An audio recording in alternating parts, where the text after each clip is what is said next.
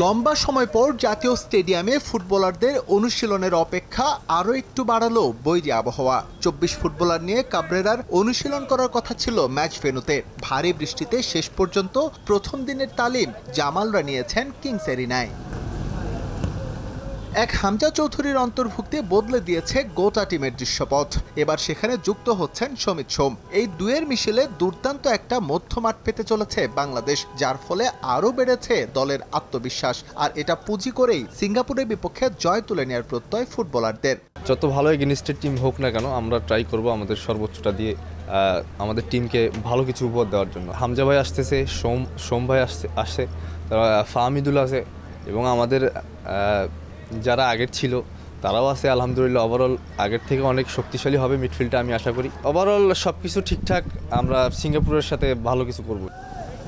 ভারতের বিপক্ষে ম্যাচের আগে সৌদি আরব ক্যাম্পে ফাহমিদুল নিয়ে ছড়িয়েছিল নেতিবাচক গুঞ্জন। ইতালিয়ান প্রবাসী এই উইঙ্গার এবার পা রেখেছেন লাল সবুজে। ক্যাম্পে তার 2 দিনের অবস্থানেই টিমমেটদের সঙ্গে গড়ে উঠেছে সখ্যতা। তার আচরণ আর খেলা নিয়ে প্রশংসায় মেতেছেন সতীর্থরা।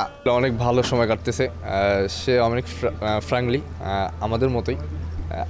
সে যে প্রবাসী প্লেয়ার আমি এটা বলবো না, সে বাংলাদেশি একজন প্লেয়ার, এটাই হচ্ছে বড় পরিচয়। প্রথম ম্যাচ ড্র করলেও পয়েন্ট টেবিলে সুবিধাজনক অবস্থানে আছে বাংলাদেশ। সিঙ্গাপুরের পর হংকং ম্যাচটাও ঘরের মাঠেই খেলবে লাল সবুজ, যার ফলে এশিয়ান কাপের চূড়ান্ত পর্ব নিশ্চিত করার সম্ভাবনা প্রবল। এবারের অ্যাসাইনমেন্টের প্রথম দিনই যা শিষ্যদের বাতলে দিয়েছেন হাভিয়ের কাবরেরা।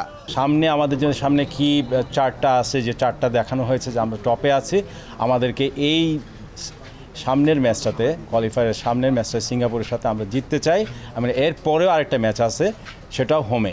সো অনেক বছর পর আমরা হোমে খেলতে যাচ্ছি। সব মিলিয়ে একটা যে এনভায়রনমেন্ট আমাদের দরকার এবং যে এনভায়রনমেন্ট তৈরি হয়েছে ফুটবলকে নিয়ে, মূলত সেটার ব্যাখ্যায় প্লেয়ারদেরকে হাভিয়ার দিয়েছে।